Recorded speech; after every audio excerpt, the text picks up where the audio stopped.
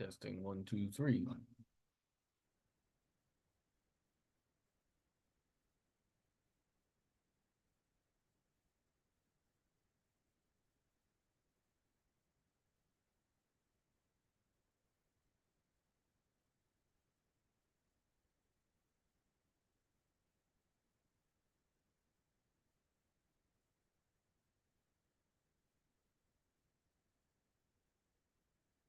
Testing one, two, three.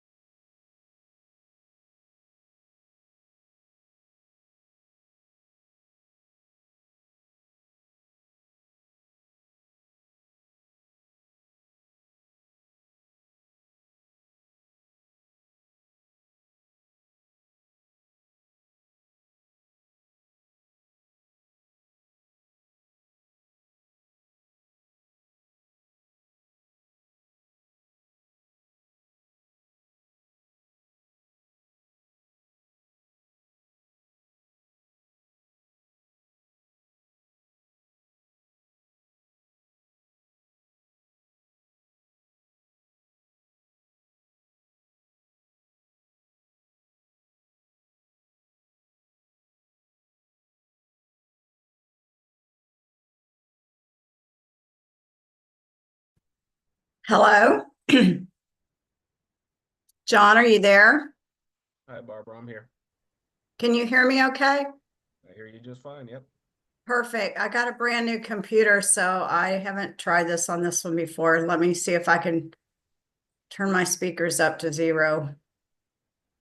I guess to 100. They're already at 100. Okay. Oh, crap. What did I just do? Okay, I'm back. So, okay, so Ron's in the middle. I'm there. Hey, Laura. So, okay. So I just wait till 7 and then start? Sounds good. Okay.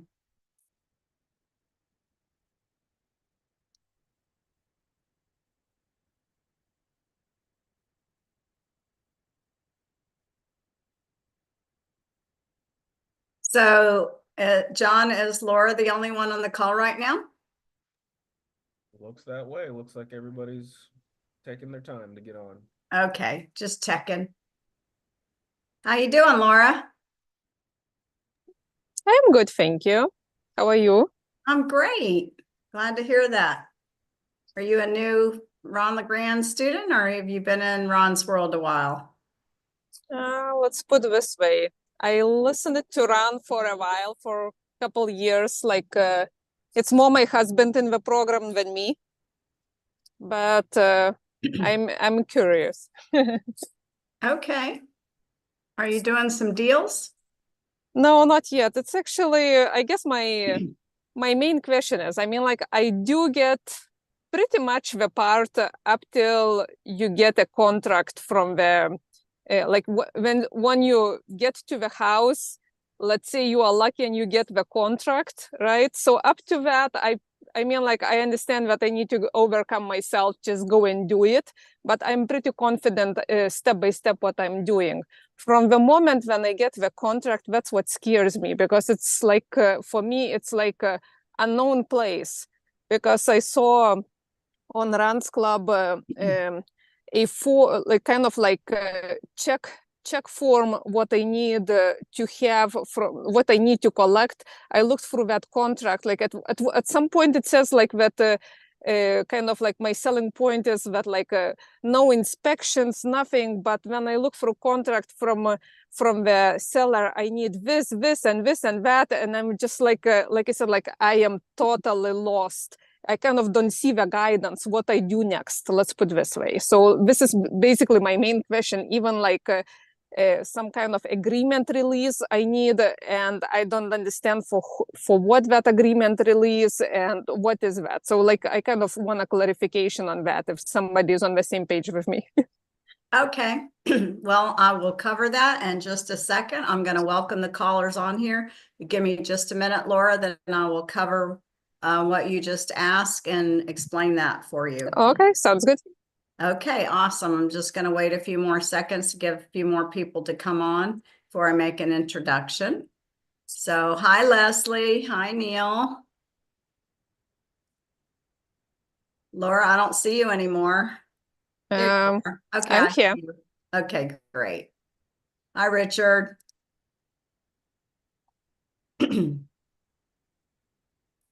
Okay, so I'll just give it a couple more seconds and give it the opportunity for a few more people to jump in.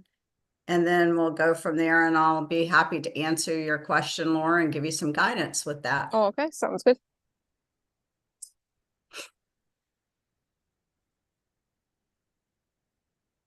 Okay, so just to make sure that you all are aware that the purpose of this call is we hold this call on the second Monday of every month. So Gold Club members can submit deals prior to the call and we'll review them right here. If you're not a Gold Club member, you can listen but can't participate. You can get more information and sign up for the Gold Club at ronsgoldclub.com. So if you have a question, then basically You can, if you're a Gold Club member and you'd like to ask a question or submit a deal that you, or discuss a deal that you may have submitted, then please raise your hand basically during the Q&A or just type in the comments. Or really what you just need to do is to come off of mute and then ask your question. And then if you could go back on mute, so any background music won't disturb the others, that would be appreciated. So just come off of mute when you have a question and we'll go over that from there. So Laura, you asked that, you said you're good until you get a contract and then you don't know what to do. So, hey, Tony, hey, Angie. So let me introduce myself for those of you who don't know me. I'm Barbara LeGrand Cockrell. I'm Ron's sister and I am one of the mentors. And so I've been doing mentoring for a long time and absolutely love helping students. So Laura's question for those of you that came on after was that she said that she's good until she gets a contract and then she's lost. So Laura, so once you get the contract, then yes, Ron has a checklist of what you need to do, but then you want to immediately get the title search done. So you want to turn it over to the attorney, the title company, and get a title search done. So you make sure that there's a clean title. And then you want to proceed to work on getting your tenant buyer lined up. So this is where you look at the back part of the manual. Because we're so focused on getting a seller to agree to terms. So once we do that, then we are on the other part of getting our tenant buyer so we can collect some money. And so you want to start marketing for your tenant buyer. Maybe you want to start marketing before you got the contract, depending on the situation. But the whole back of the section of the manual describes that to you. And so in most cases, when you get the contract, you would have asked the seller to release that listing from Zillow so that you can then claim it. And so what are some of the most efficient ways to get your tenant buyer are to put the listing on Zillow. And for those of you that have a smartphone, you can go download the Premier Zillow app and do a 2-minute video, which is just an audio, or sorry, just a video, no audio.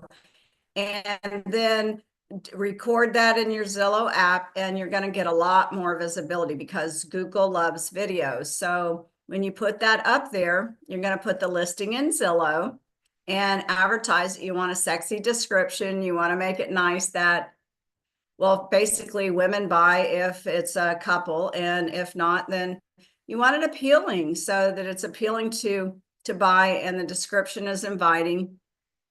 And you're going to have a situation where you're going to say lease option, no bank qualifying. So you're going to have some unique selling proposition language in there that's really going to attract your buyers.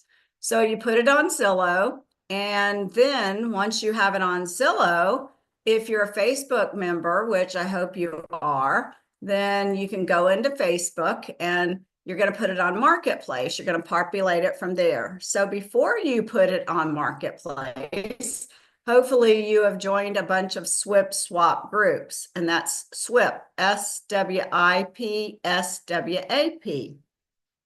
So I'm also a licensed realtor, so I do a lot of marketing of homes on all arenas for both my properties and for ones that I have for realty properties. So when you go into your Facebook Marketplace and you join a lot of these SWIP swap groups in your area, whether it's be SWIP swap West Side, SWIP swap North Side, SWIP swap Man Cave, it doesn't matter. You're looking for groups that have a lot of population.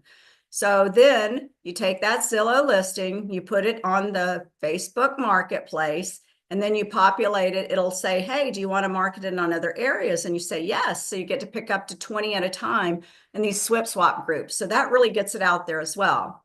So you get the most traction from finding your tenant buyers on Zillow and by putting out pointer signs. So you want to have a lot of pointer signs, 10, 15 or so pointer signs, depending on your area and how close it is to the major roads. So on that sign, lease option, no bank qualifying, phone number, pointing it to the property. And so that's going to attract it. You can send those buyers to Pat Live, or you can take the buyers yourself. And so getting them on Zillow and on Signs is going to have a lot of traction. You can also put it on Craigslist, and you'll probably find you'll have a lot of buyers calling in. So that's what you want to do. And then Laura, if you review the back end of the quick start manual, then when you do get somebody interested, then you're going to use that receipt application agreement. And that receipt application agreement is going to be the form that you're going to need to fill out with that tenant buyer, and you're going to get an application form. So you want to screen these buyers through screenthetenant.com. So you can go ahead and log in, set up an account, and I would suggest you collect the application fee and the application instead of sending them there directly, because then you can control whether they go there or they don't. And so with that receipt application agreement, it also has a section on there that you see how interested they are. So you say to the buyer, look, I want to get you in this house. I've got other applicants that are interested. So do you have some money to give me as a down to take it off the market? If you're not accepted, you get it back. But the form will be self-explanatory and walk you through it. And so you should collect several $1,000s. Then you know you got a serious buyer. So obviously, Laura, those are your steps, and you're screening this buyer. Then once you get the contract for the person that has the amount down that you want, that can afford the monthly, that you think's in a pretty good situation, and then you turn them over to screenthetenant.com. So those are your first steps. So does that answer your question and give you some directions of what you do once you get that contract to get that lease option buyer in there, so you can collect that non-refundable lease option deposit and move it forward? I mean, like, I do understand that big picture, but for me, it's like I am walking out from the house with a contract. What I do next? Do I need do I need just attorney for the closing? Do I need title company? Do I need to get some information from the seller? I mean, like, I'm lost there. I don't understand. I'm kind of actually not that much afraid to get a contract. I am more afraid of having a contract in my hands and being lost because I don't know whom to call or what to do next. Basically, that's what I'm afraid of. Okay. Have you been to Ron's Quick Start? You have been to Quick Start, right? I was not. I mean, like, I was not physically, but like I said, like my husband was. So like I watched online. Okay. You did the virtual training and you've got the Quick Start manual? Yes. Okay. So the Quick Start manual, I'm going to tell people like this. So I'm Ron's sister, but I didn't get this from osmosis. It's not hereditary. It didn't run in the genes. And I came out of Quick Start pretty lost too. And I had to pick up the book, read it again, go over it, digest it. But I assure you, Laura, if you will pick up that book and go through it in the back, it will lead you and guide you what to do.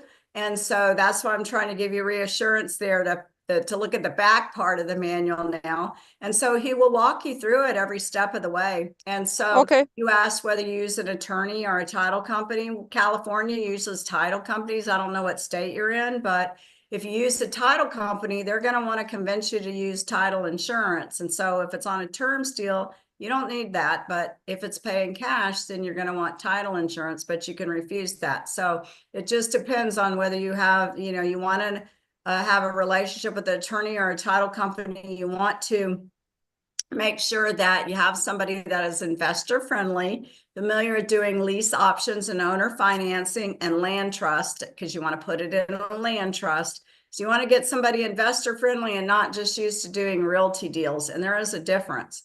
So once you get somebody, then as I mentioned, you want to do the title search, make sure the title is clean.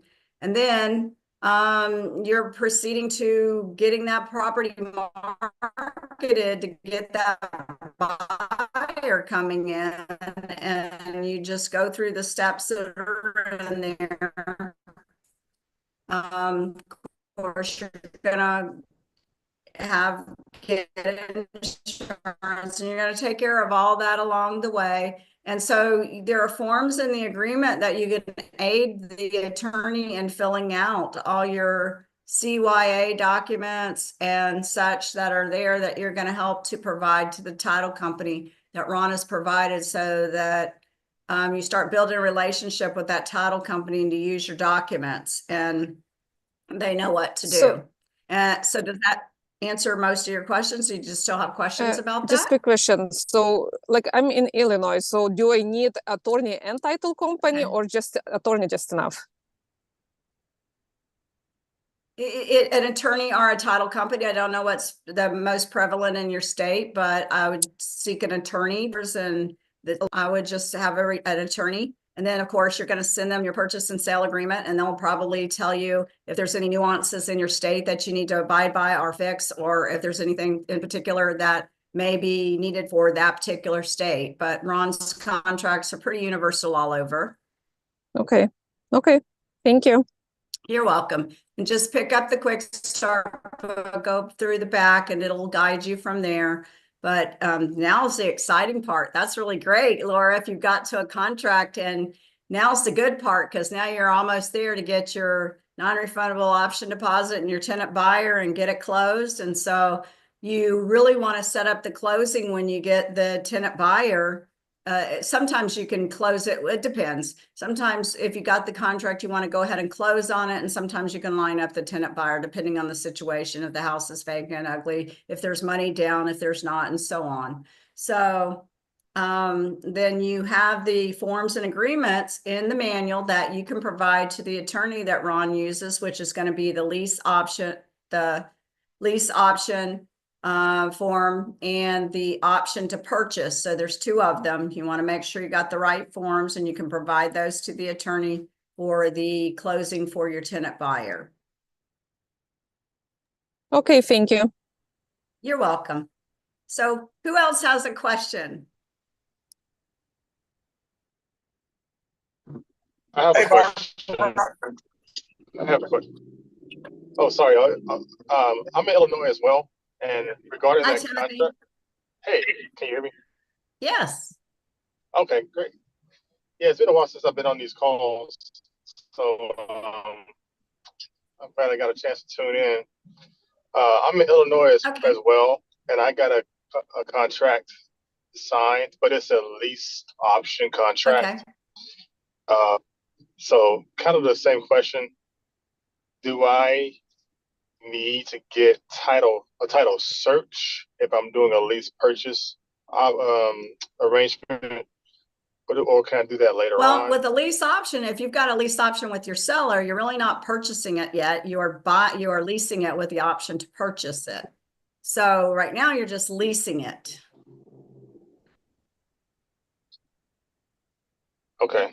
Okay, I just wanted to confirm. It does make sense that maybe I would do a title search when my buyer is ready to buy. Yes. You want to make sure you got good, clean title to the property and everything, because you don't want to get into an agreement with your buyer that's not good. But I'd wait till you locate your buyer and then do the simultaneous closing at the title company or the attorney's office, and they can do a title search to make sure everything's clean. Okay. And I was also concerned about marketing a property for lease to own without checking if there's a clean title. Because that might come back in the end whenever my buyer is ready to, exercise the option to buy, and I don't even have clean title. Wouldn't that kind of blow back on me as the person in the middle? Well, yeah, I could. I mean, you want to make sure the title's clean. I also want to make sure that you're aware there's a different lease agreement between you and the seller than there is between you and the buyer. You understand that, right? Yeah, I saw those two different lease agreements. Okay, great. Yeah. And with the lease option, I guess I was kind of my buyer. I'm sorry, my seller of the lease option. They also wanted a down payment as well. They wanted a deposit as well, and I understand why they needed it, because they're trying to buy another house that's almost done being built, and the lender needs to see some more cash in their account. So I kind of, I did agree to give them some money up front, but I was expecting to get that money back when I get my tenant buyer, to give me a deposit. So is that something that you see happens frequently, or what do you think about that? Well, Ron doesn't like to give money down on a lease purchase. If you do, it's going to be very little. So you also don't do that until you close. You don't just give them money until you close on it. Yeah, that's what I thought too. So you want to limit that to a very small amount. And, you know, obviously you're trying to get in with this little down because your goal is to get 10%-ish from your tenant buyer. That's a kind of a goal, but that doesn't always happen. So you want to make sure that you've got enough from your tenant buyer that's going to cover anything to the seller and put money in your pocket and have some money in escrow and so on. So it needs to be really low down to the seller.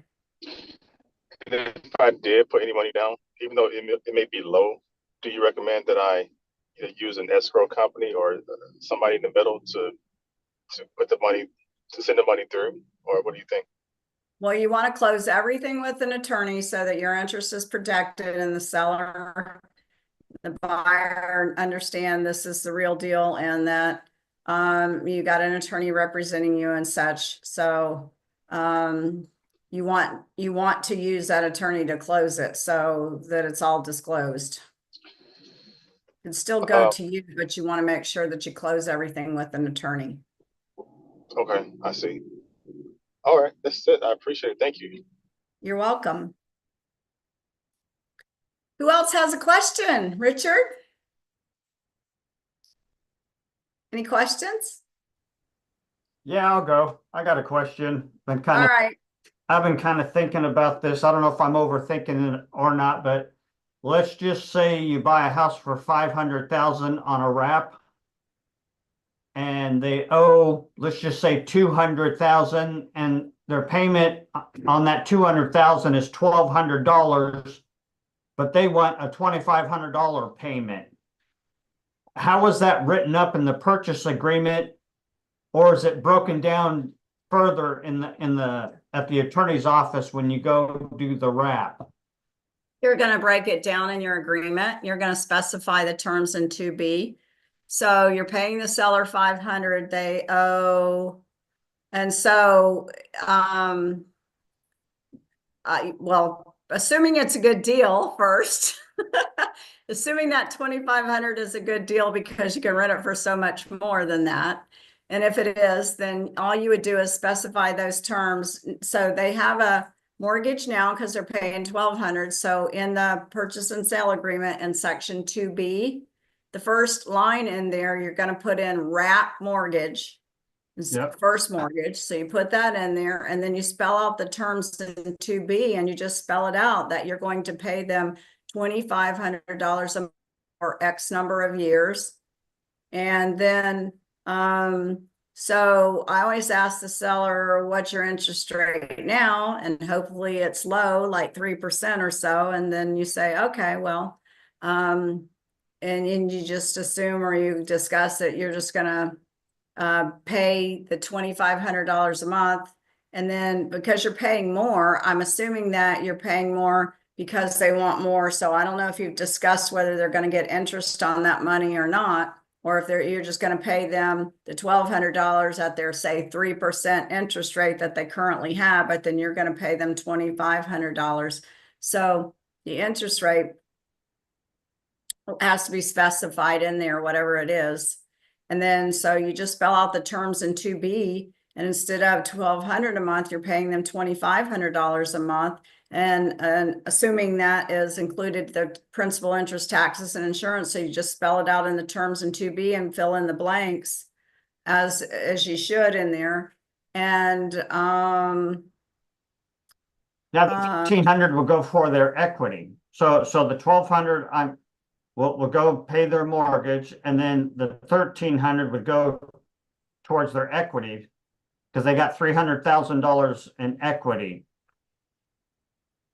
Okay, it kind of depends on what you talk to the seller about, but yes, you're just assuming that that's going to go toward the pay down of the mortgage, so you can hopefully capitalize on that. So it's just going toward principal and not interest. But that's all negotiable, and hopefully, I don't know if you've discussed or not, but I would put it toward the principal so it goes to the principal pay down. But Okay, extra amount, but see, here's the thing, they've already got $1,200 payment, and you just specify it out in paragraph 18, your other terms. okay. So you're suggesting maybe I take that 1,300 and apply it towards principal instead of like say their equity and just pay the loan down quicker. Well, Is that an option or? well, they have principal, they have equity, Yeah, but I mean, you got to specify what that money is going for. So I would suggest it just goes to, the extra money goes to principal payment. So you're not paying interest on it unless it's discussed, but everything's negotiable. So if you haven't discussed that with the seller, that's going to be a negotiation or something to discuss at that time. yeah, I was just asking because there's really no room in paragraph 2B to kind of break that down like that. Right. In other words, if 1,200 went for the mortgage payment and then the other 1,300 went for their $300,000 equity, you separate it out and break it up like that. There's really no way in paragraph 2B to specify something like that. So what I guess I could just Paragraph add it. 18.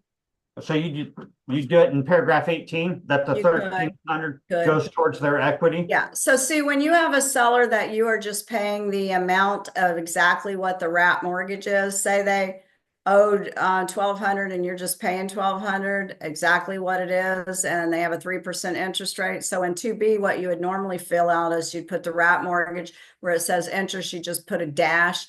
And then you put the $1,200 a month for whatever period of time you specified that you're going to pay it off for. And then in paragraph 18, you'd put the principal and interest of the wrap mortgage will equal the principal and interest of the underlying note. Okay. That's what you'd normally do if it was even. So in this case, you got to kind of have to specify it. And so I don't know if you negotiated that with the seller or not, but you could use assumptive language that that's where it's going to go unless they object to that, and then go from there. All right. Yeah. Okay. So just add it to paragraph 18. Okay. Thank you.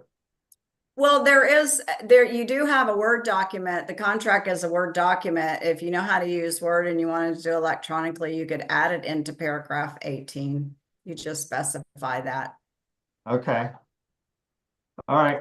So is that the only question on that? You know how to fill out the rest of the contract then, and that you're good on that? Yeah, I'm good on that. Okay. Yeah. Okay, good. I love that background. That's my favorite, beach water boats. I love it. Okay, great. Thanks, Richard. So Leslie, I saw you on the call, but I don't see you anymore. Who else has a question?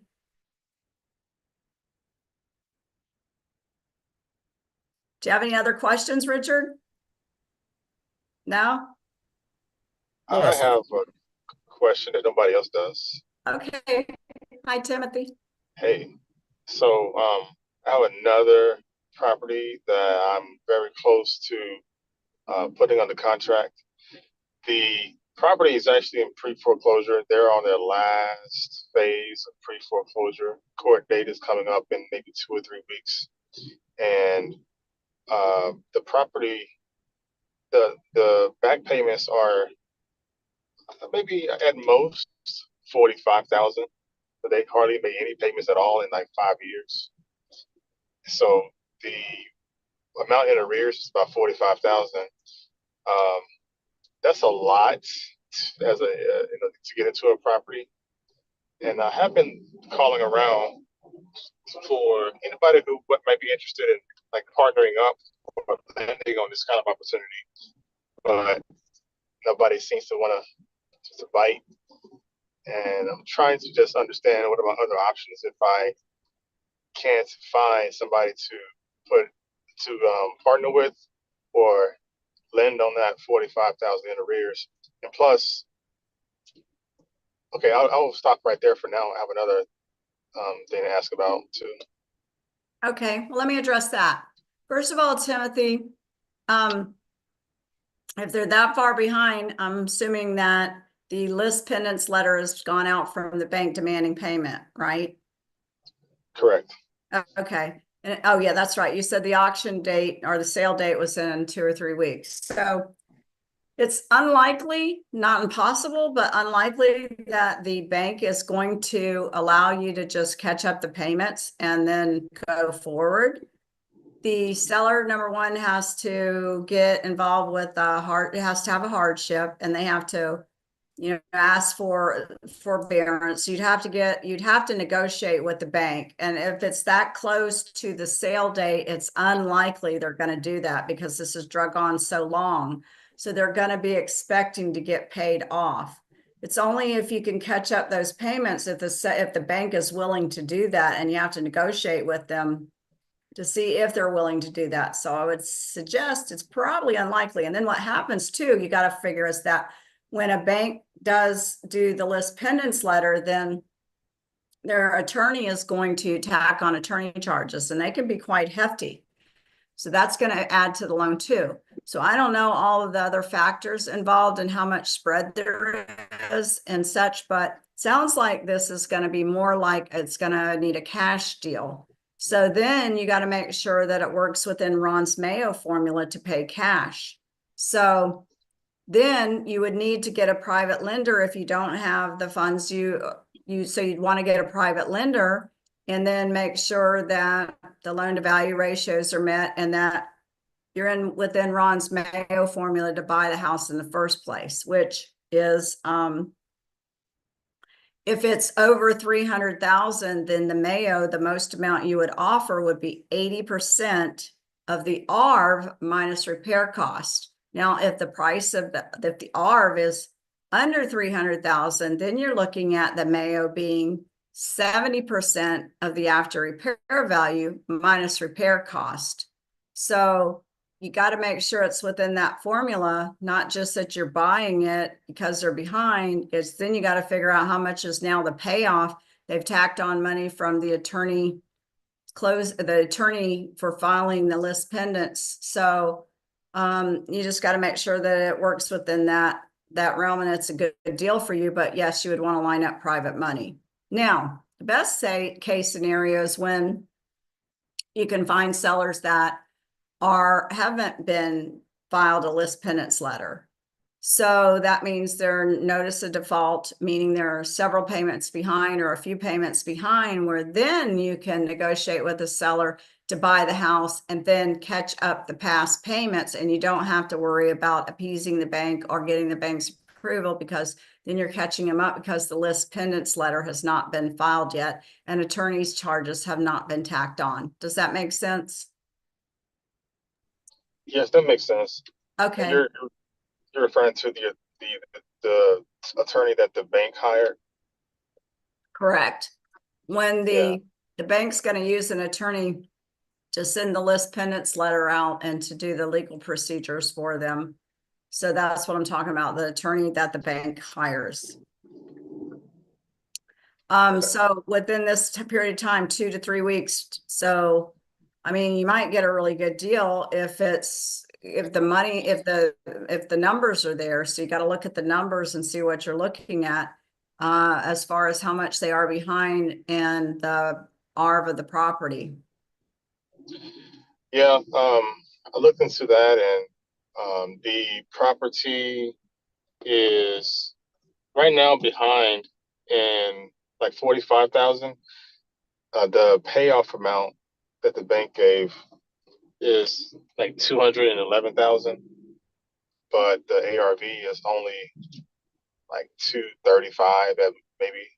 So there's not much equity there. I don't think the Mayo formula will work there. No, that's not a deal for you. Yeah. Because the buyer, I've been talking to her for months now, and she's tried to sell, but every buyer she's had either had because the lender wasn't coming through. Oops, sorry. The lender wasn't coming through, or some other issue. So she tried to sell. She's dropped the price a bunch of times, but she's out of options now. And yeah, I just can't even seem to find a lender or partner that'll want to get on the deal like this in second position, which is I understand, but I just wish there was a way I could help her. Well, even in first position, you won't find somebody that's going to buy this if it's only worth 235 and the payoff's 211. That doesn't meet the spread. It's not going to work. You got closing costs. Then you got to put it back on the market. You've got taxes to pay, real estate, property taxes, insurance, holding costs, sales cost. And I would guess it probably needs something. Most houses need a little something. So there's just not enough spread there. Yeah, yeah. The house is in good condition. I saw it on Saturday. It's in very good condition. Okay. But yeah, I understand. Like, yeah, there's not enough spread there. Even if I wanted to wrap it and wrap it, as an exit strategy on owner finance, um, that is still pretty difficult to do. So Yeah, for yeah, cash, you're just not even in the realm of the numbers making sense for the Mayo formula. Because just 70% of 235 is 164, and the payoff on this is 211. So you're so far off. That's why you're not yes, getting anybody interested. yeah, it's true.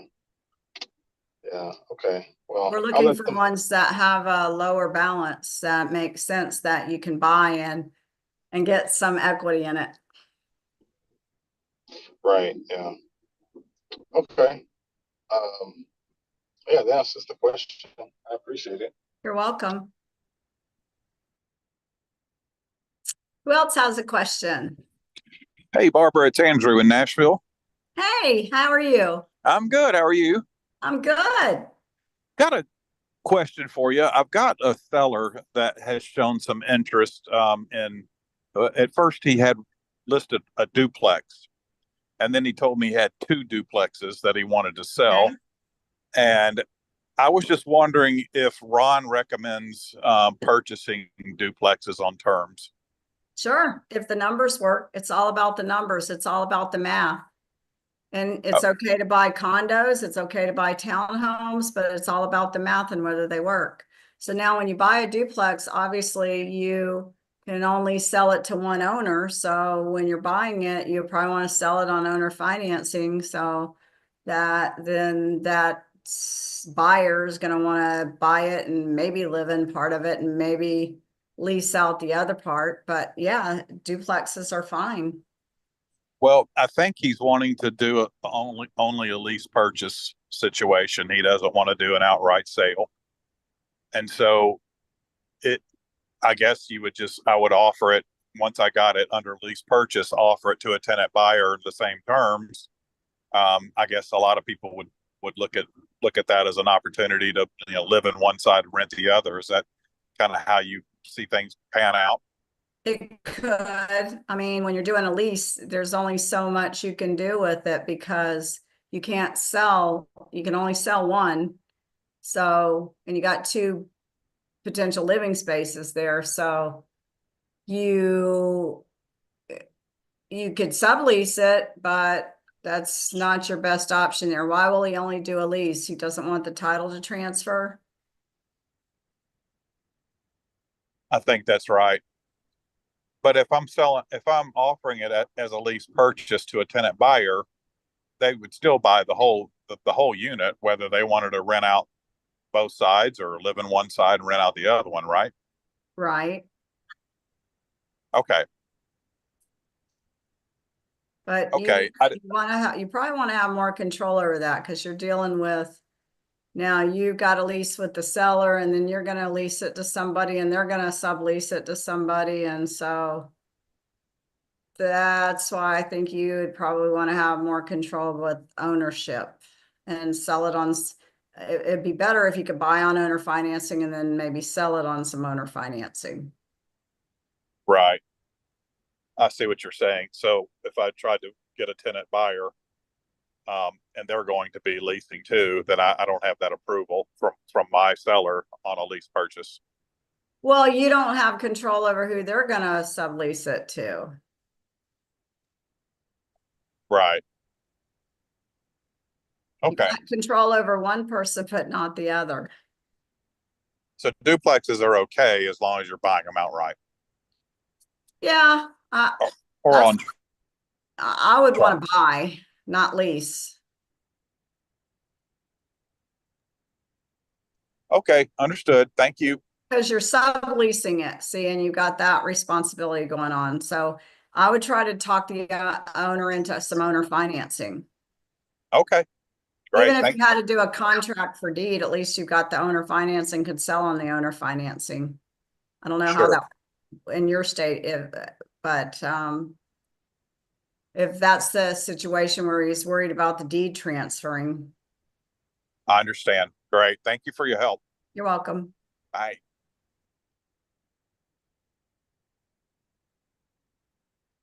Neil, do you have a question?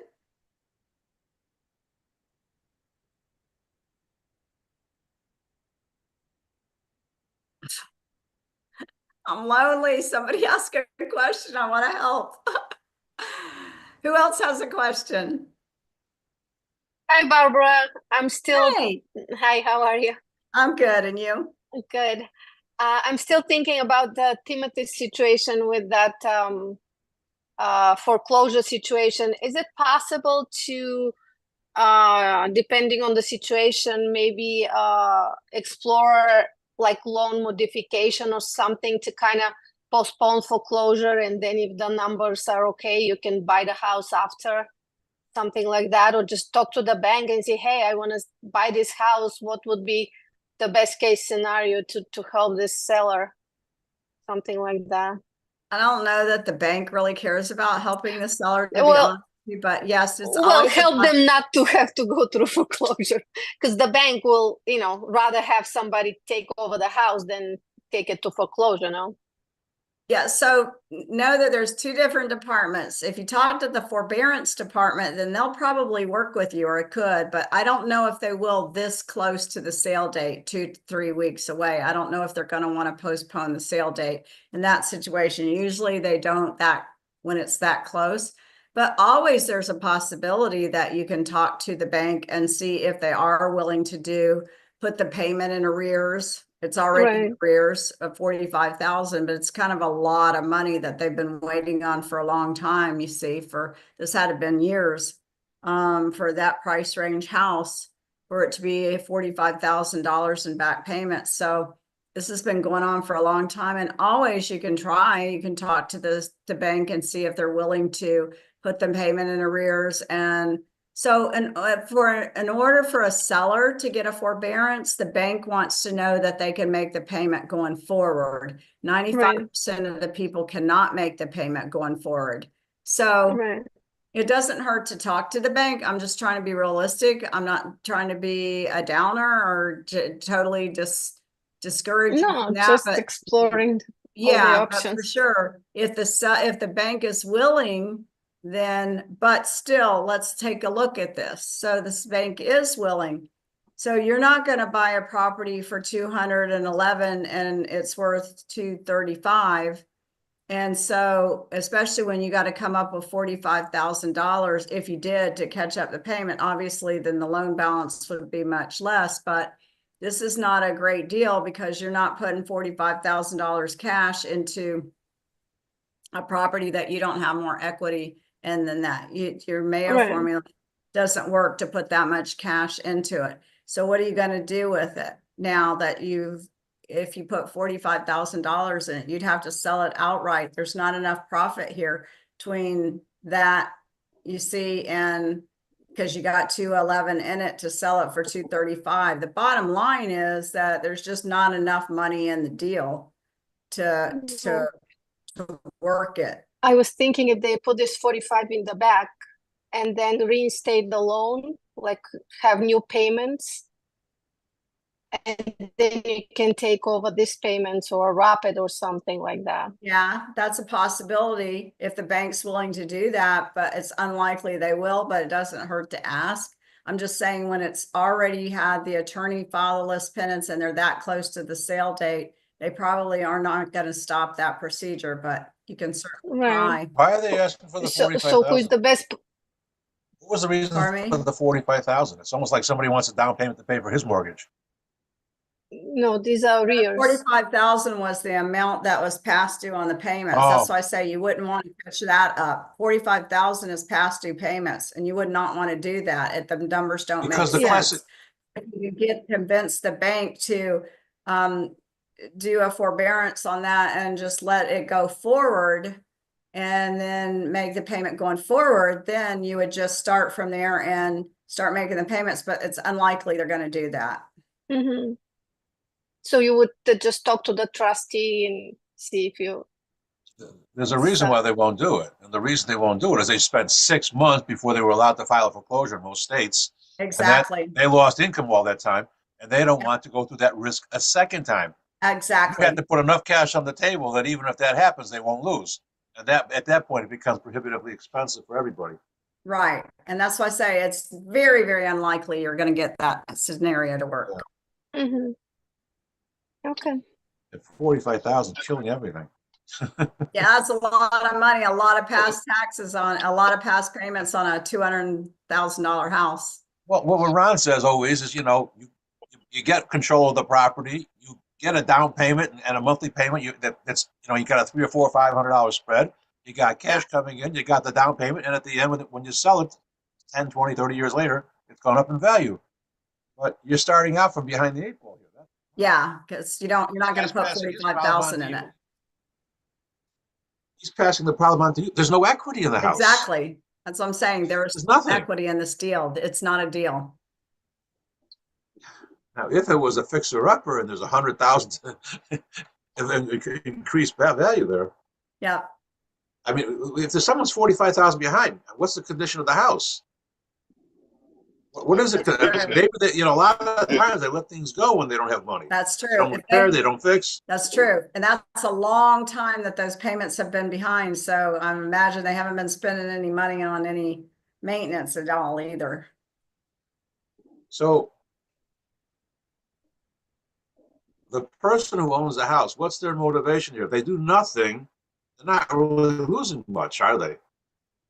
No. You're not going to get them to put cash on the table No. unless they want to protect their credit rating. That's about The it. credit, You yeah. can't protect their credit rating. Their credit rating's already gone. They haven't been making payments in years. Their credit's already bad Oh, it's that because bad? Okay. they're past due on payments. So you're not saving anybody's credit. You can't salvage anything Right. from all angles. It's If just they gone too don't far. care about if they don't care just gone about too their far down the credit, road. they can just file for bankruptcy and then postpone a little longer. I knew somebody who did that for a few years. 2 bankruptcies, stayed in the house for 10 years. Yeah, and that's the possibility to drag it out. And that's why they have done this. It looks like they have done this for years Yeah. already. And so, yeah, I would imagine the house is Yeah. not in that great a shape either. Yeah, the 45,000. Yeah, that's what is owed in back payments. They've already gotten a loan modification about 4 times, but Oh, they did. yeah, and the house is actually in good condition. I stopped by over the weekend, and it looks pretty good. But So- what would you do with that house if you get it? For example, what do you want to do with it?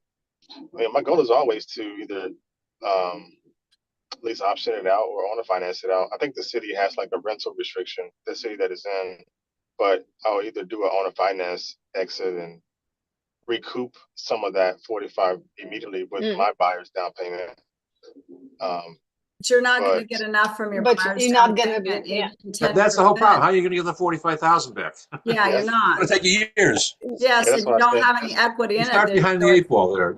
That's a bad position to be in. Right. That's why I said I'll get some of It's like the taking on debt for initial nothing. down payment. So I don't want to get it all back initially, but I'll get some of it immediately. I just would be patient for the remaining part that I initially put in there. I would not advise you to do that. There's just no equity in it. If there was a big piece of land and you could like split the property in half and sell the land or develop another house, but I don't hear But anything about Is But there Not a any lot of upside here? equity. But we were told that if we get a property, we always sell for more than we buy. So even if the ARV is worth 235, I should do it on a finance for 259.9 or something that Ron was saying. So Yeah, it'll but you're still be putting a more. lease option buyer in there and at some point they've got to cash you out. And so they can't cash you out for more than what the property is going to be worth at the time because they will be getting an appraisal. So you can't just name any Yeah. number you feel like you want to name when they cash you out. It's got to be a realistic value that it's going to be, unless they're going to pay cash, and they're not likely to pay cash if they're your lease option buyer because they didn't have the cash in the first place. But Yeah, that's a good point. Yeah. yeah. So what happens with these lease options if you set up a price like Ron suggested, a little bit higher than what the current market price is? Yes, And you in, should. let's say, 3 years, you assuming the price will be up. What if it's not up? You cannot Well, proceed, or it doesn't appraise, you cannot proceed with the sale. well, if it doesn't appraise, then if the buyer's getting a loan and it doesn't appraise, then he's not going to be able to get a loan. So therefore, he has to get you cashed out or he's out. He loses his non-refundable option deposit. But then you've got, it depends on your terms with your seller, how long you have with the seller. So you can always go back to the seller and renegotiate if there's any value there to see if you can get that down. And so there's options you can do at the time. It depends Yep. on what the equity is in the house and at the time. So he signed a lease option to purchase it for that price, and the market could fluctuate. It could go up, it could go down.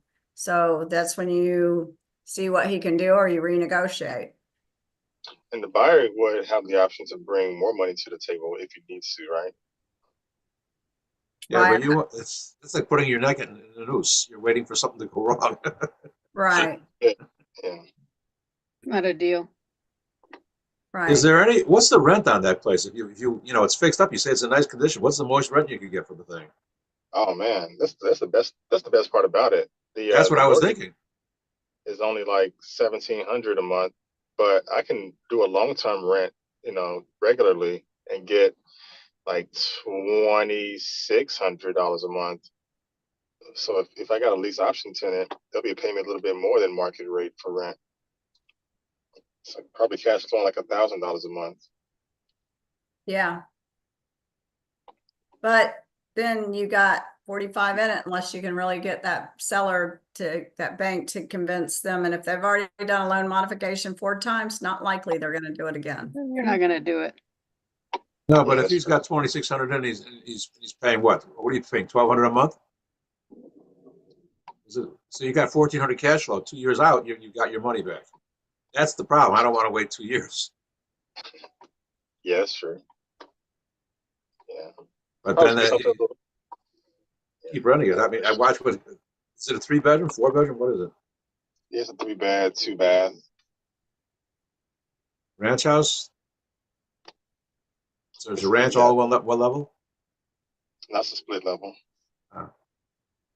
Still, it's for 2,600 a month. It's got value. The problem is you gotta be willing to wait for 2 years to break even, and then after that, it's all pure cash. Yeah, that's true. That's the problem. The 2 years. In 2 years, you can do a ton of other good stuff. Yeah. Not a good deal right now. Tony, you raised your hand. Did you have a question? I do. Are we done talking about the house we know we can't do anything with it? Or has the horse been beaten enough? I'm just catching Yeah, up. That's why I was can't asking the squeeze- questions. I'm sorry. Can't squeeze cheese out of a rock. So, My goodness. All right. So 2 questions for you, Barbara. okay. We're leaving tomorrow. We're actually headed your way. We're going to spend a couple of days in Ron. Awesome. Then I'll see you on Thursday and Friday. Will you be there? Okay. I will be. I'll be calling leads and helping out. Well, we're bringing leads, so we got something. Okay. All right. So my first question is, one of the things that Ron asked us to do to get ready for this was to set up with a realtor to send us those ugly house leads, right? Those ugly house deals and so forth. And Angie went about it. That was her task. And she actually had to go through 2 realtors to finally get that subscription going. And I guess my first question to you as someone who's very aware as a real estate agent is, Ron just says, "I'll get get them to send you something every day."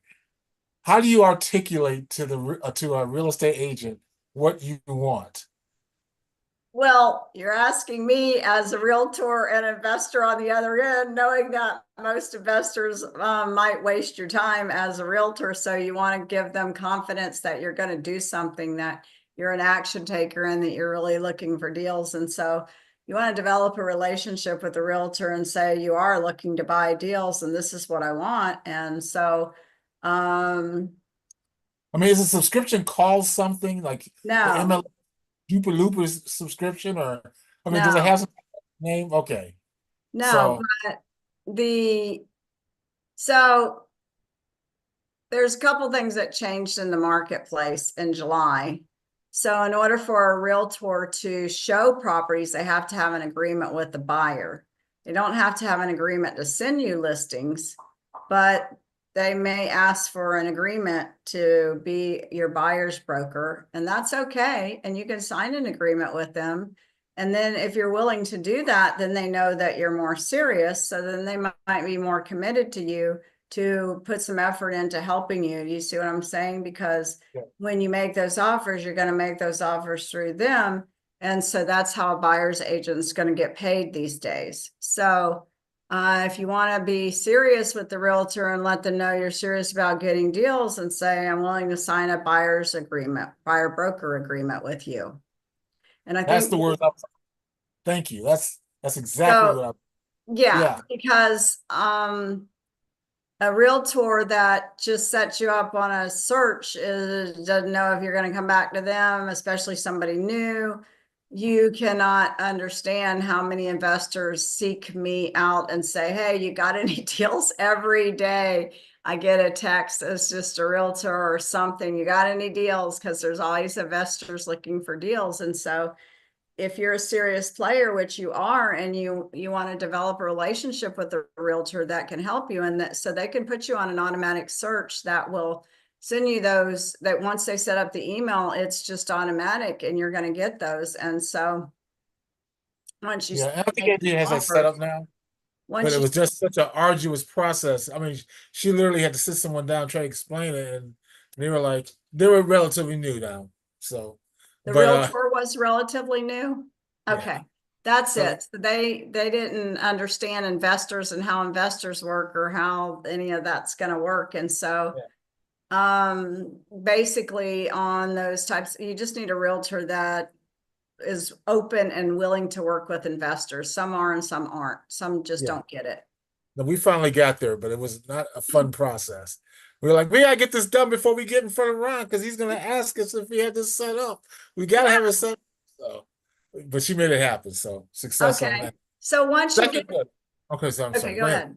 Well, once you get them set up, once you get a relationship established with your realtor to send you those properties, then you can also ask for expireds too, but not in the same time. You want to make sure that they know that they're going to get paid, because they're not going to get paid for expireds, but they can send you expireds too. And you just let them know that you're going to make those offers. Well, you're not going to make the offer through them because they're expired, but you will give them money for any properties that they send that are expireds that you're going to buy as well. Great. Well, she has a stack of them now, so we're going to bring those with us as well. All right. So if you want to keep her engaged, then that's where you want to make some serious offers, like you're really going to purchase. Well, that's our intent. Okay, great. Very good. Okay, so my second question is, I know you're mentoring students right now, and my question is, what's working out there right now from a lead generation standpoint with the students that you're mentoring? Okay, Deal Finder's really good. So that Ron really loves the Deal Finder, and the Deal Finder, you're getting some motivated seller leads. And obviously, who's a motivated seller? Somebody that's in foreclosure, somebody that's in probate that needs to sell. Who needs to sell? So obviously, it's getting into the people that need to sell. And so some areas may be a little bit easier than others. I find that the remote areas seem to not be as many investors in there. And so you can be a big fish in a small pond by really monopolizing on the market there. So if you're in a big city, then you you do have a lot of other investors there. And so you want to go after those lists that are motivated sellers and just think, who is that? So Deal Finder gives you the opportunity to score those leads that have artificial intelligence behind what would tend to be the most motivating factors, whereas there might be an out-of-town owner and have a tax lien, or an out-of-town owner and it's probate, and so on. So, well, most probates are going to be now out-of-town owners because the person's Way out of town. yeah, I'm sorry. right. Well, no, I mean not the person, but even Yeah. the relatives, they're not there. So Sure. So are your students primarily skip tracing them, and then are they just send direct mail? Or are they cold calling? What are you seeing your students do that's working with I those think you lists? should do both, because if you just do mailers, so what is marketing? What is advertising? If you see an ad on TV and you see it once, okay, what if you see it twice and then you see it again? Then you start thinking, well, you start thinking about that. Who is this? I may really need this, and so on. But it's about being in front of their face. And so if you are, and it's about follow-up, it's truly follow-up, because if you're sending to, for example, probate or pre-foreclosures before they're going into foreclosure, then they may not be ready then. But if you are the one that's still they're approaching them with multiple letters or calling them, then that's who they're going to call back. And so you have to follow up, and you have to be ready. This is the seller's most valuable asset in general. It's the biggest asset they have. And so they may not be ready to, on that first phone call, to sell, but you get indications how motivated they are. A writer down or question is, what are you going to do at the house if you don't get all cash, right? So that determines your motivation to follow up with them. If they say, there is no way I'm doing that, I'm getting all cash or nothing, okay, fine, it's dead. And you're done if you can't get the price of the house that you need. But if they say, well, I just put it on the market, or if they happen to be asking way more than it's worth, those are usually the ones to follow up on, because they turn off every buyer. And then when they come to a reality check that I'm not going to get the price that I want just because I want it, and all the buyers are gone, and then they're left with, oh, no other options. So it's all about follow up. And Yeah, so top time of and mind. circumstances change everything. So it is important to skip trace and call, and to, depending on your list, and to send letters, and the follow-up's really the key. But you got to get a motivated list in the beginning. Yeah, those high AI scores seem to be the best. And I'm Yeah. really those. So thank you very much. And of course, going out and Yes. looking for vacant, ugly houses. Well, the funny thing is, the AI scores that are in the deal finder, they take all those into consideration. That's how they become high Yep. score. Yep. It's almost like, and what we've been really working with is getting certain, I believe it's 750 and up is what we've been using primarily as our list. Yes. And if you look at the reasons why they're 750 and up, it's a stack of those different motivations that you just talked about. Exactly. So those are going to be the most. And so what are they going to do? They might tell you no, but you got to keep being a little bit persistent on the phone. It's all about solving problems. I don't take just no. So I persist a little bit. I don't have to let them know, depending on the list, that maybe they're really about to go into foreclosure. I just say, well, Mr. Seller, I just want you to know that I'm definitely interested in buying houses in your area, and I like to help people. So if you or anybody else is in an unfair, and I'll explain it as if it's not them. If you or anybody else is in an unfavorable situation, I'd really like to help, and I can buy the house. If I can help you save that house, I certainly will, knowing that 95% of people aren't able to make the payments if it's in a foreclosure situation going forward. But I offer that because maybe that will be a few that you can. Like Timothy had a particular situation that if you tell them to call the forbearance department and not the collections department, then you can, and maybe they will do a forbearance. And so you've helped somebody, but the 95% of them can't. So they're going to be looking for someone to help them. So in essence, then I'll say, well, if you or anybody else, you know, maybe in an unfavorable situation, I do buy houses that are any price, any condition. I can close quick. I can put money in your pocket. It doesn't matter if it's a situation. I'm just using examples with this. Doesn't matter if it's a situation, Right. a divorce, or maybe there's illness in the family.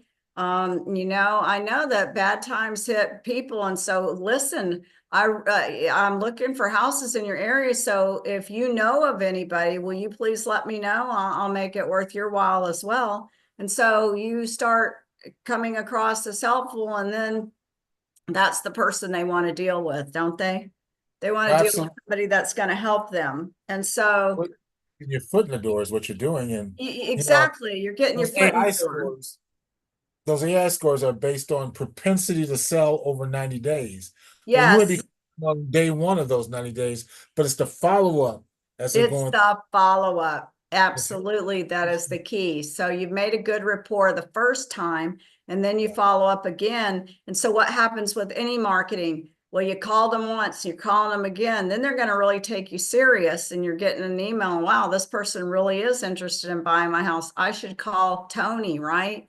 Because he's really expressed interest in my house. And so that's where we fall short. We'll call once and get rejected and get a no, and it just doesn't work that way. And any sales is like that. You got to think through it and you got to figure it out. And so, and I'll tell you, it's really made me think about this a lot more, and that so many people are sick. If 1 in 3 men have cancer and they're sick, then it may not be a situation of today, but it's in their mind. In the same situation, when you're in an unfavorable situation, that you're in foreclosure, you don't know what's happening in a person's mind. But if you're someone that's coming across that you are in a position to try to help them out of their situation and maybe put money in their pocket, then maybe you've planted a seed to have some trust built. So the next time you follow up, you're more open to your call. I'm just saying. No, that's absolutely true. I think there's a lot to be said for that. I remember there was a guy back in the old days, Gary Keller. He wrote a book called The Millionaire Real Estate Agent. And in there, he talked about being top of mind, how you always want to be top of mind. And that's exactly what we're doing by our follow-up, is that we're working. And I love what you said, because it's multi-touch, right?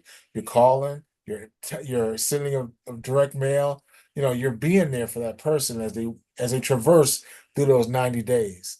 And all marketing is like that. It's the same thing in Ron's world.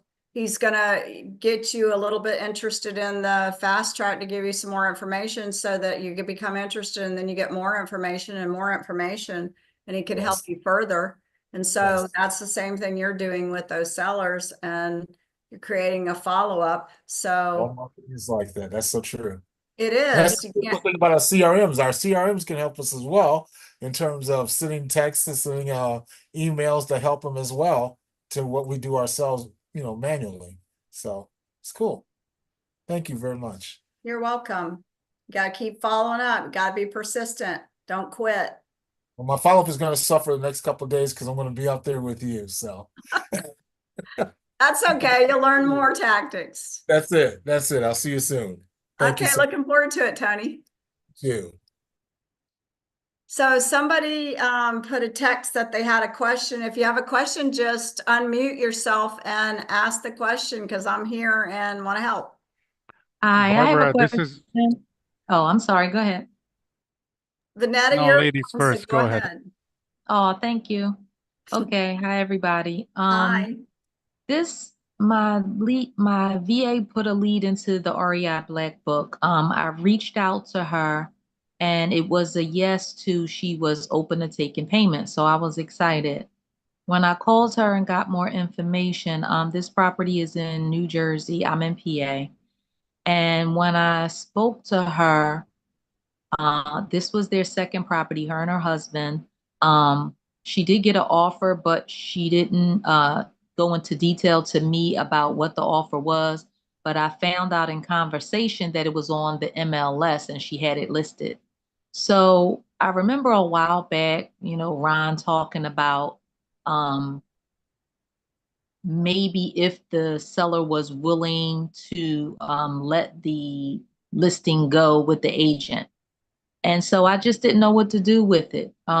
She did seem motivated. She seemed like she really wanted to get rid of the property, but I wasn't sure, should I try to negotiate with her to take it off the market and then do a lease option, because I did explain to her the lease option and she was open, but I wasn't sure how could I go about that with her still having it on the market. So that was my question. I felt kind of stuck a little. So did you talk to the seller directly and not the agent? Yes, that's who Okay. called. That's who my VA got in touch with. The lead came into the Right. Gold Club. Yeah. Okay. Well, if so, you call the seller and you just ask and find out if she's interested in doing terms or she's not. So, and then you'll know the motivation. If she's interested in doing terms, then one of two things can happen. So you don't always know what relationship or what that listing agreement looks like with that realtor. So you don't know if sometimes they even have a flat fee, or maybe it's a friend and they can just drop the listing. You don't know what often that relationship is. But number one, you want to find out if the seller is going to do terms. And then you can ask, can you drop the listing? And they either can or they can't. You're not trying to go around the realtor, you're just asking. And if they can't, then you need to come up with a situation to see if it makes sense to give the realtor commission, to pay realtor commission, or basically you're paying the seller to pay realtor's commission. Maybe it's a low enough amount, you don't know, that instead of paying a down payment, because if you had to pay a down payment, then the down payment could go toward the realtor's commission if the deal's right.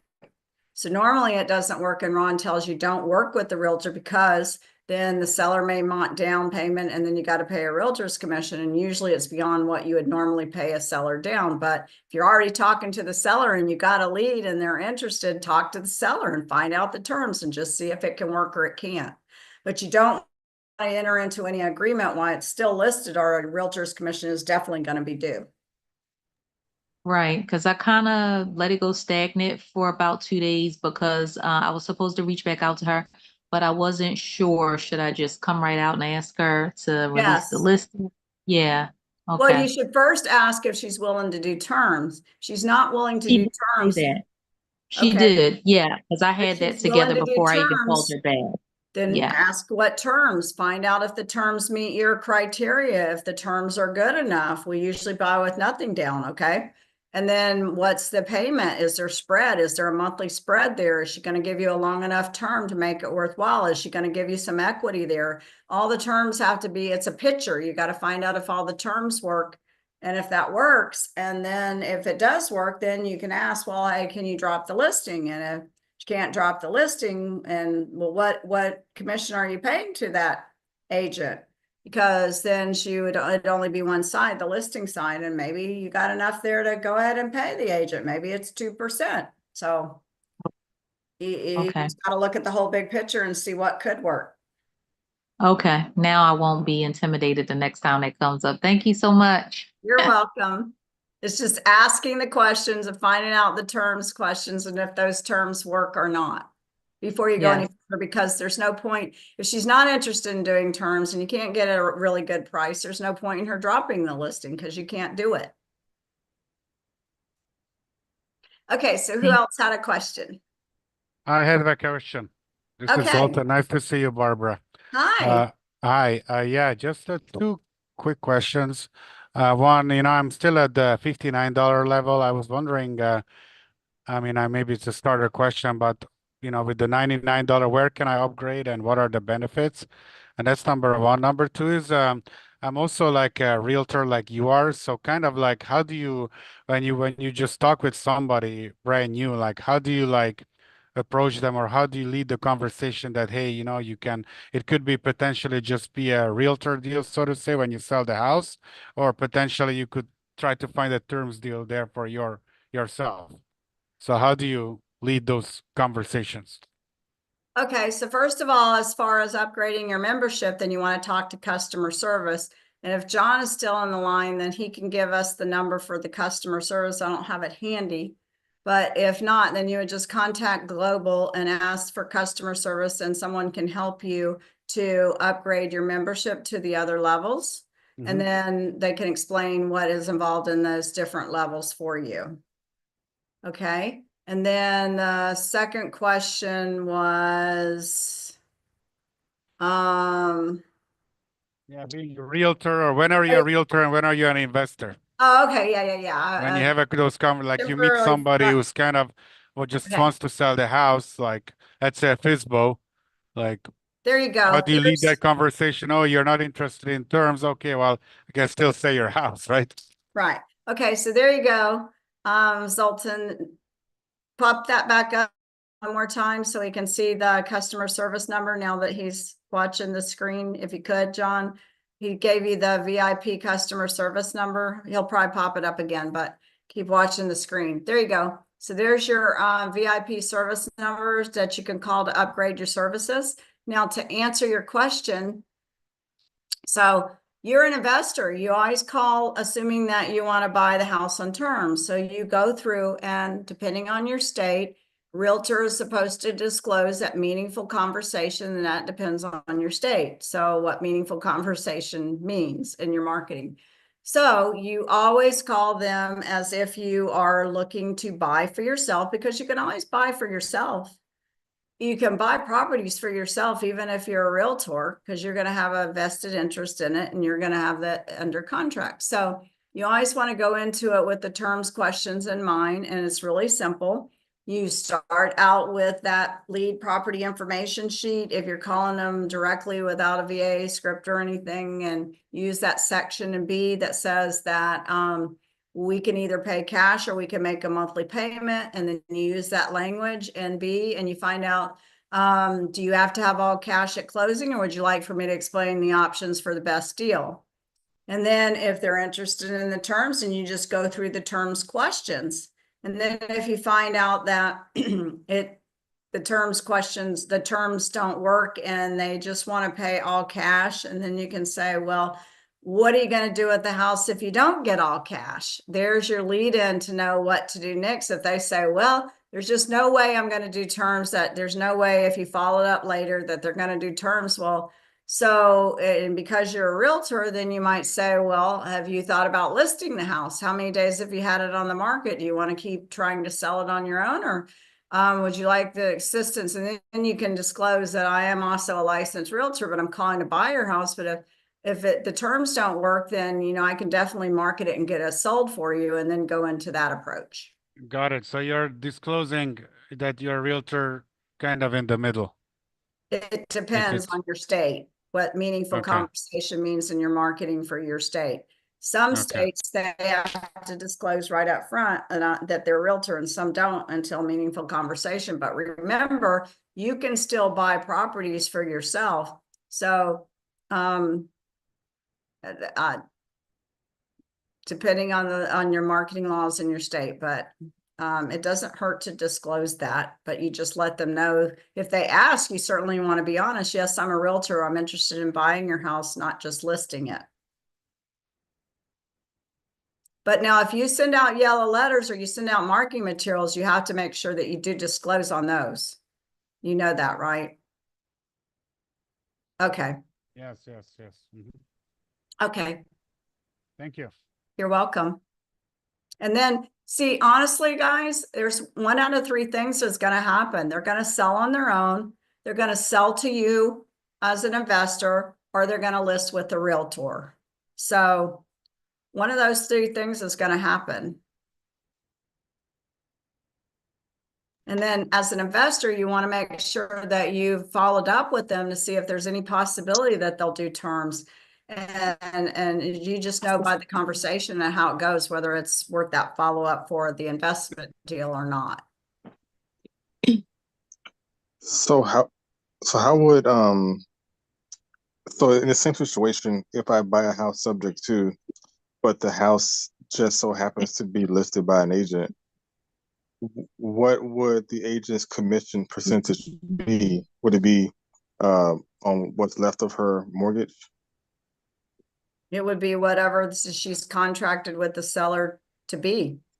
She would be due her commission. If it's 3% or 2% or whatever it is that she's contracted with the seller.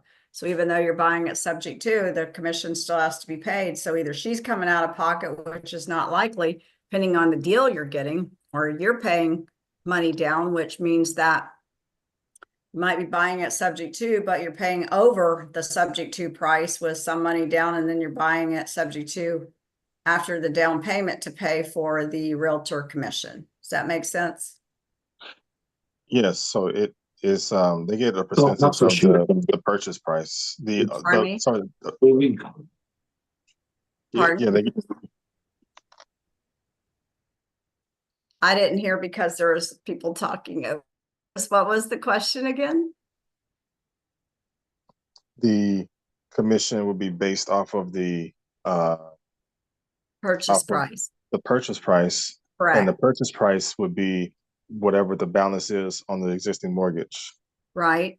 But if there's a realtor's commission's got to be paid, then say that it's the loan balance is 200 and there's realtor's commission, then the purchase price is then it's going to be 200,000 plus the commission price, and then you're going to be paying that down and then taking the house subject to.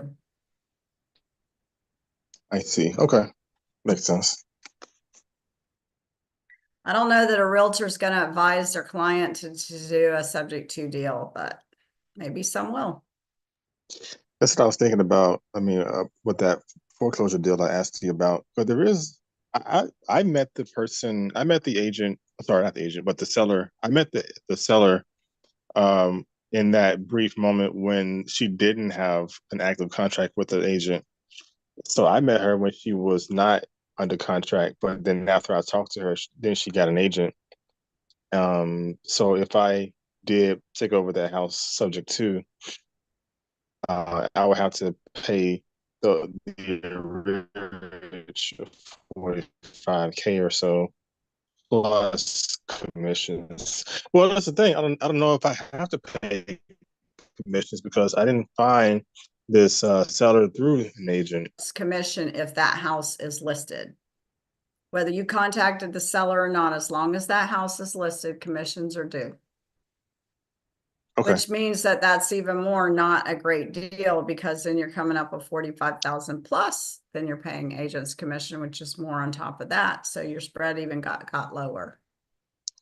So I asked, so maybe I don't know if it's a state thing or not, but I did ask like 3 of my realtor friends, and I wanted to make sure because I thought that if the property was contracted, and the seller still sells to somebody else that didn't come through a realtor, that that I would have that the buyer would have to pay commissions to the agent.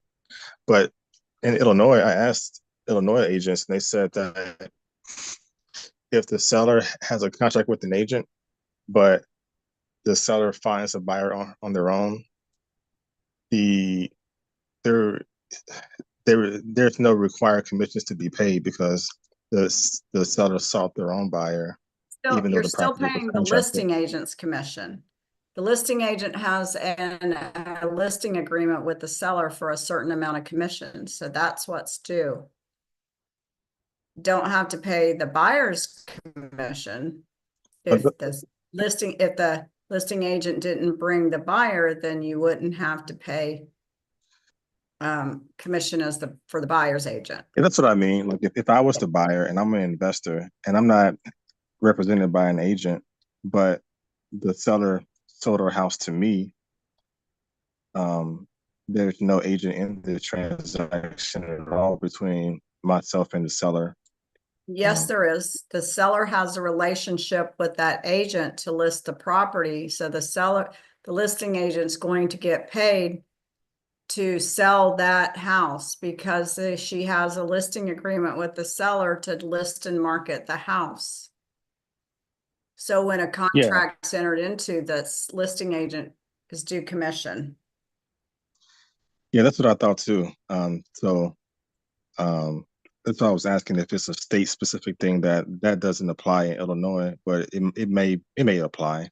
So yeah, Anytime that house is listed with the realtor, then the realtor's commission is due, according to the contract that the seller signed with the listing agreement.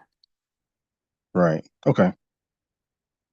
So you never want to purchase if it's listed unless you're going to be paying the listing agent's commission.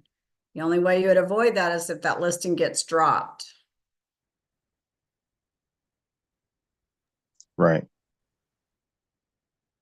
Okay. Thank you. You're welcome. Who else has a question?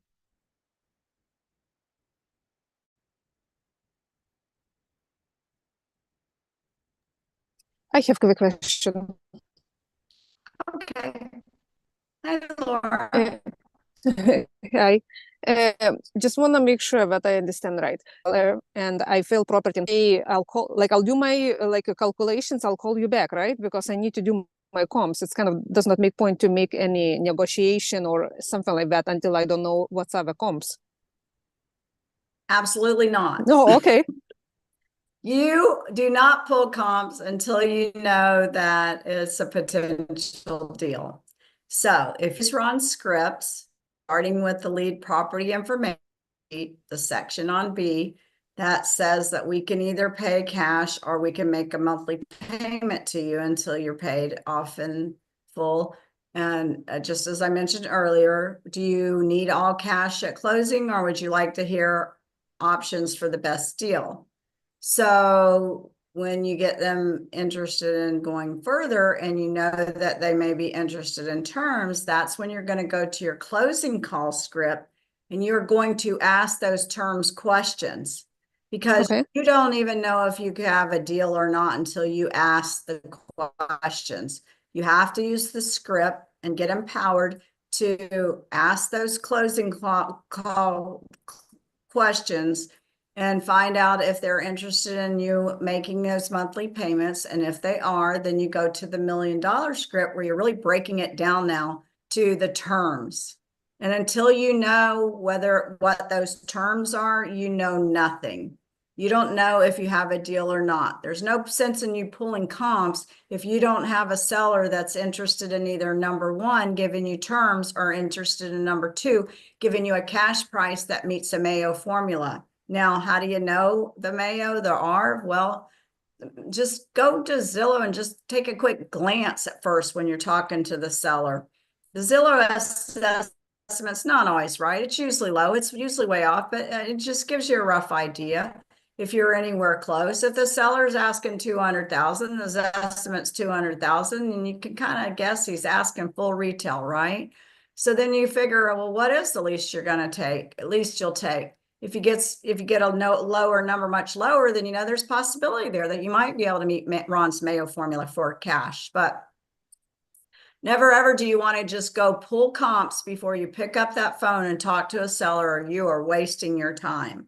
Then when you think that you got a seller that's interested in terms and you think they're pretty favorable terms, that's when you want to say, okay, I'm definitely interested in your house. You get the terms questions answered. You proceed as if you're going to go forward with it with a contract. That's when you're going to pull your comps to validify that you have a deal, and your rent comps from there. So you said asking questions. So when you get really good at asking the questions, then you're going to determine if the seller's interested in terms. So all the questions are there in your scripts. You just have to learn to answer them. So when the seller says a price, well, is there some flexibility there? What's the least you'll take? And then if they say they're interested in the terms, and you've walked them through the closing call script, then you say, well, Mr. Seller, we usually buy with nothing down, okay? We'll start making the monthly payments to you after we close. And they might say, okay, and that's great. If they don't, well, what is the least that you could take down? And then, Mr. Seller, you're okay if I just make your payments of $1,200 each month, right? That includes, I'm going to pay the taxes, insurance, and principal, interest, and I'm going to handle all the maintenance and repair. So you confirm, you get an idea of their payment. Okay, well, most sellers want to just keep paying that until it's paid out. How many years do you have left on the loan? 25? Well, are you good with that? Oh, I don't want to wait 25 years. Well, how many years can I make a monthly payment until I get you paid off in full? Questions, questions, questions. You're asking the seller to name the terms, right? You're just asking the questions. So does that answer that, Laura? Yeah, so basically what I get it right, I get the seller and on the phone. So, and if the seller is talkative, I can go in the same call, even the $1 million questions. And after, like, I get so basically don't hang up, but like just don't make an appointment before you do the comps, correct? Even if the seller's not talkative, all you're doing is asking a few questions. So you're going through the script, you're finding out if they're interested in terms, and then if they are, then you're going through the terms question. If you don't have those terms question answered, then nobody can evaluate a deal. And there's no point in pulling comps because you don't know if you have a deal or not until you ask the question.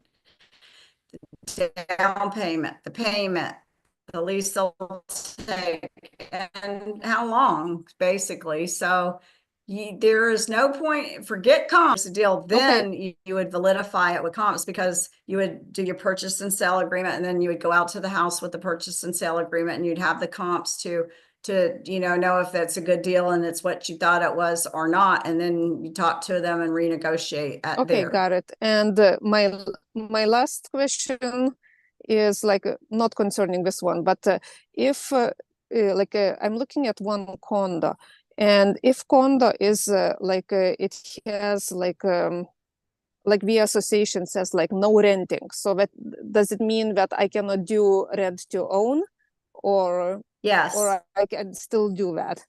If they don't allow renting, then that's not, well, the only thing you could do then would be buy on owner financing and sell on owner financing. And so, got it. Yeah, that's what I was thinking. Okay, all good. Thank You're you. welcome. Hey, Brian. Sorry, it took me a little while to get the mute off. I've come in late, and I wanted to know, based on Tim's question, it sounded like he was trying to buy a property that was listed. Tim was trying to buy a property that's in foreclosure that the sale date's set in 2 to 3 weeks. That's $45,000 in back payments. That is, the balance is 211,000 and the ARV is 235,000. And it has an agent. And it has an agent, so he'd have to pay agent's commission as well. My question is, what did the buyer or the seller reach out to him? Yes, they did. Because when I was an agent, granted it was 5 years ago, if the seller reached out to me, then if that comes into a procuring cause, does that still apply in this case? Depends on what listing agreement he signed, whether if a commission's still due, but that's really not the main concern here. It's whether it's a deal or not. It's really not a deal. So Okay. it's still, there would still be a listing Enforce. A listing agreement that says that if that's not an exclusive, that says that if they bring the buyer, then they wouldn't have to pay the commission. Pay. I just got a message that said my internet's unstable. I'm not sure why that means, what that means. I haven't moved, haven't done anything, but anyway, if I blank out, that's probably why, but I think we're all good.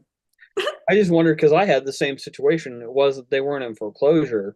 It was two friends of mine that they were both selling family homes, and they both ended up listing with an agent, and I was trying to buy it in the process, and luckily I didn't have the agent, give me any grief about it, but I knew about him 6 months before this agent ever got into the process or into the right. It's all depends on the agreement between the seller and the agent. Okay. Okay. Yeah, I was just curious about the recurring calls. Okay, who else has a question? Do you have any more questions, Brian? Okay, thanks for joining us tonight. Good to see you again. Anybody else have a question? I have more like an input when I was listening. I think a lot of times we try to make a deal out of no deal. Seems like most people who will be willing to sell to an investor have a really good motivation to do that. So we're looking at all these deals and try to make something out of it, but it's usually if people are not pressed on time or have some kind of a distressed situation or really distressed property, they will just go and list it and wait and get top dollar for it. It all depends on the situation, the seller, and what they want to do. True, but like most sellers want to get the most, for their property, unless they're pressed on motivated. time, they don't want to deal with it, they have some situation that makes them think otherwise. Otherwise, Mhm. Unless you're dealing with a motivated seller, that is, I'm telling you, when you're dealing with a motivated seller, it's a whole different situation. They want to walk away, they want to be done, and Right. want it over. So it's a whole different situation then. Yeah, but that's good for us because then we can Yes. for the speed and convenience has the property in pretty good shape. They have tons of time or they want to sell and get the most out of it. They just rather list with an agent and wait, and that's the end of it. So basically, I think that because I went through a lot of properties and trying to get things on market and stuff, then I realized that it's really a small percentage of properties will match this criteria. It's not like every other deal. You have to dig through many different situations and sellers, and even on market you can get something on market, but you have to go through a lot of properties to make something make sense. The seller you just described is not a motivated seller. They want to sell, they don't need to Right. sell. Right. And so, yes, everybody that wants to sell just usually wants to get the most out of their property. It's the people that need to sell and they have unfavorable situations for one reason or another that are motivated sellers that just want to be. Yeah, so we want to uncover this kind of people. And you're right, Irina, that it's going to be, you're going to handle a lot of rejection because it's not going to be everybody, and you got to get used to that. And you have to understand that. And you're looking for motivated sellers. You're not looking for everybody that's listed their house just on Zillow that wants to sell. Some people need to sell, but that's the whole key in this business is to locate motivated sellers and not just people that want to sell. And then it's a whole different situation. Right. That's what I wanted to make point of, that we really have to go after and first of all uncover motivation, and then we can think of deals. Otherwise, just anything that we see, it's not a deal. Correct. Most likely. Correct. And I also have a question, Barbara. Can you hear me? Yes. Yeah, so the thing is, like, I live in like Phoenix, Arizona, and I know Ron says obviously there are deals everywhere, but just what I've seen a lot of people who do a lot of deals, they're often like living in the rural area. Like here in Phoenix, Arizona, I mean the market is really ultra competitive. I just don't know if you have, any advice you can say, because like I just feel it's kind of the numbers are a lot smaller in the rural area. It's just a lot more less realtors and a lot more opportunity to deal with people, than like in a big city like Phoenix. I don't know how you That feel may about be it very because true. And because some, I talked with some other Gold Club members who live in more like rural areas in the Midwest. And, like I'm telling them what kind of a house prices, is the average here. And they kind of like just fall down of the chair when they hear that. So, yeah. if you. You're right. And so maybe the rural areas are going to have more motivation because they're not going to have buyers as readily available. That's why in a rural area, you can be a big fish in a small pond, like I say, and monopolize the market because you're the only one marketing and you're marketing to everybody and they see your name over and over and over.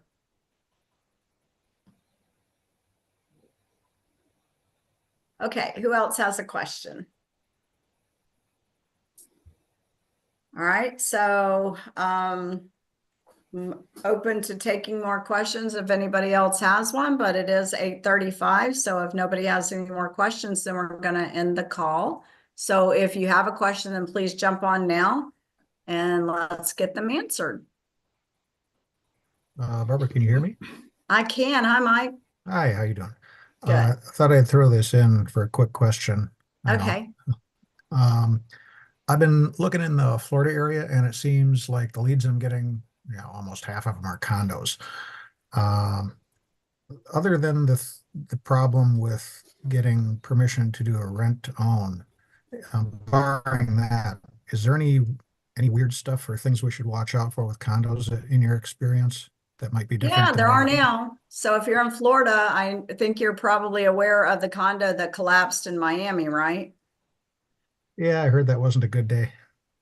No, but it wasn't a good day. But the repercussions of that is what happened is that now so they passed a law that, and for the older condos, I don't know if it's all of them, but for the older condos, they have to have a reserve for the maintenance. And so what that's doing is that if the reserve wasn't there, then they're probably doing assessments so that the assessment is higher. And I also was impacted by one that I sold that because the assessments weren't in place, then the insurance deductible went from a 5% deductible to a 10% deductible, meaning the payment's going to be higher then. And so it can have a spiraling effect. You just got to watch for that, and it's something to look for in Florida with the condos. So if it's got the reserves there and the reserves are met, just check your insurance and see what the insurance is going to be. But as long as the numbers work, then you're in good shape. But those are some of the things to look for in Florida, especially South Florida, and Okay. older condos. Okay, yeah, I'll look into that. I actually live in Wisconsin, but I've been looking at Florida leads because my parents have a place down there. So that's the only reason I was looking. Okay, thank you. You're welcome. I have another quick question. Okay. With trying to spend as least of my own money as possible when buying properties, going back to a scenario where the seller is requiring a down payment, what are ways that I can find lenders to make these down payments until I get them paid back when I get my lease option deposit? How do I find these lenders and how to do that? How do I present the opportunity to them such that they'll want to lend on that kind of deal on a short-term basis? Well, in order to get a private lender for a terms deal, then you need to have the loan to value ratio there. In other words, they would be in second position because you've got a seller in first position. So if you're going to get private money, then it's got to be that loan to value ratio has got to make sense that they're going to want to do that in a second position. So you just want to try to negotiate that seller down to a reasonable amount that you can recoup from your tenant buyer. So basically, if you expect to get about 10%ish from the tenant buyer, then you know that you want to negotiate. Everything is a picture. You don't just look at one item of it, like the down payment, but you look at the monthly spread, you look at the equity, you look at the term, you look at all of it as a picture.